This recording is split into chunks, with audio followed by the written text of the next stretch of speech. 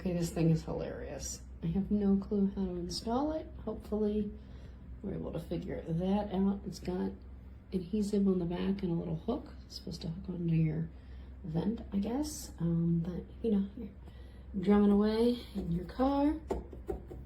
There you go. You got a crash cymbal. Yes, it sounds terrible. But it's the catch of it. It's cute. I love it. So you can hear them. I don't have them attached to the car yet. But it's gonna be fun.